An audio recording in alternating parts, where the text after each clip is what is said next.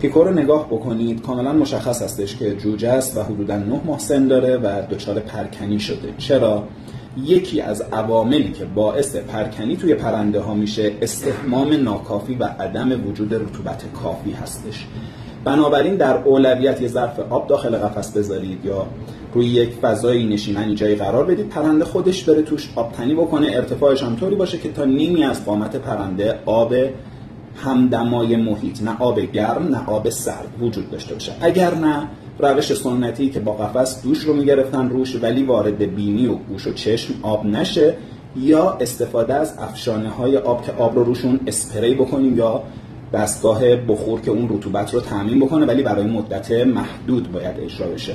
نشانه اینی هم که پرنده علاقه داره استحمام بکنه اینی که سرش رو میکنه تو همون ظرف آبخوریش و هی دوست داره تو یه ذره آبخوری خودش رو یه جورایی شستشو بده.